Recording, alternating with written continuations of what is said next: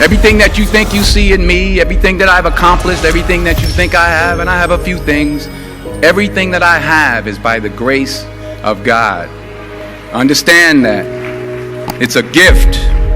40 years ago, March 27th, 1975, it was 40 years ago, just this past March, I was flunking out of college. I had a 1.7 grade point average. I hope none of you can relate.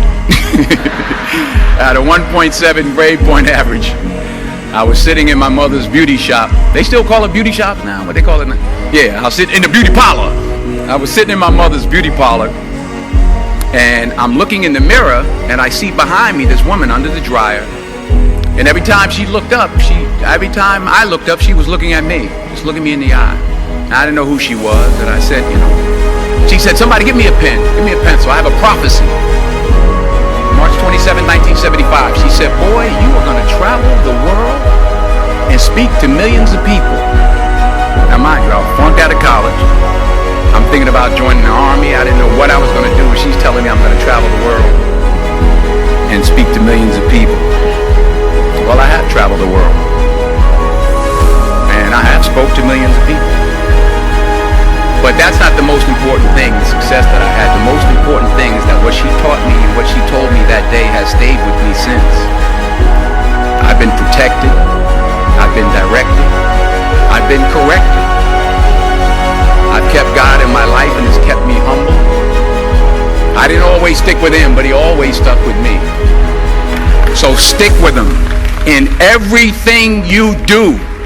If you think you want to do what you think I've done, then do what I've done and stick with God. Number 2, fail big. That's right. Fail big. Today's the beginning of the rest of your life, and it can be very frightening. It's a new world out there. It's a mean world out there, and you only live once. So do what you feel passionate about. Take chances professionally. Don't be afraid to fail. There's an old IQ test, was 9 dots, and you had to draw 5 lines with a pencil within these 9 dots without lifting the pencil. The only way to do it was to go outside the box. So don't be afraid to go outside the box. Don't be afraid to think outside the box. Don't be afraid to fail big, to dream big. But remember, dreams without goals are just dreams, and they ultimately fuel disappointment. So have dreams, but have goals. Life goals, yearly goals, monthly goals, daily goals. I try to give myself a goal every day. Sometimes just to not curse somebody out. Simple goals, but have goals. And understand that to achieve these goals, you must apply discipline and consistency. In order to achieve your goals, you must apply discipline, which you've already done, and consistency every day, not just on Tuesday and just a few days. You have to work at it every day. You have to plan every day. You heard the saying, we don't plan to fail, we fail to plan. Hard work works. Working really hard is what successful people do. And in this text, tweet, twerk world that you've grown up in, remember, just because you're doing a lot more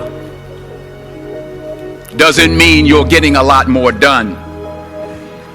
Remember that. Just because you're doing a lot more doesn't mean you're getting a lot more done. Don't confuse movement with progress. My mother told me, she said, yeah, because you can run in place all the time and never get anywhere. So continue to strive, continue to have goals, continue to progress. Number 3, you'll never see a U-Haul behind a hearse. I'll say it again.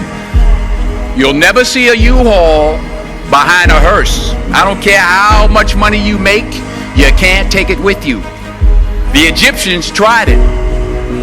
They got robbed. That's all they got. You can't take it with you. And it's not how much you have. It's what you do with what you have. We all have different talents. Some of you will be doctors, some lawyers, some scientists, some educators, some nurses, some teachers. Yeah, okay.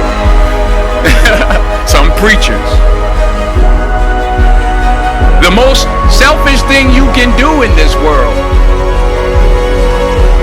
is help someone else.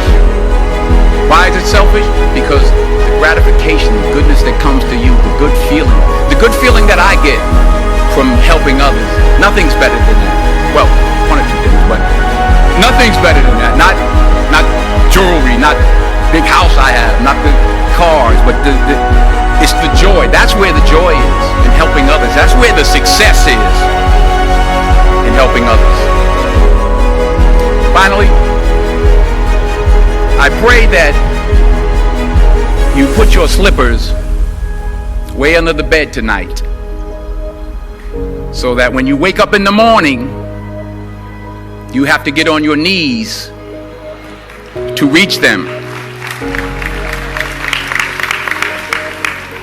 And while you're down there, say thank you for grace.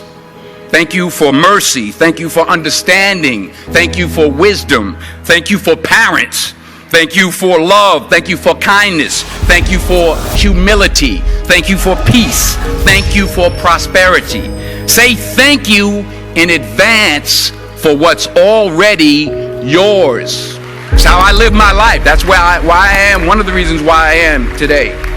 Say thank you in advance for what is already yours. True desire in the heart for anything good is God's proof to you, sent beforehand to indicate that it's yours already.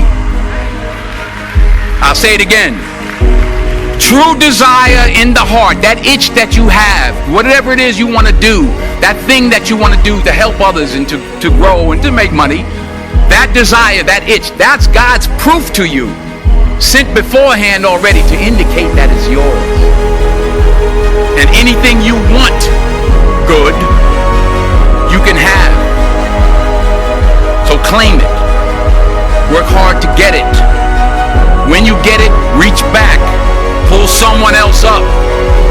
Each one, teach one. Don't just aspire to make a living. Aspire to make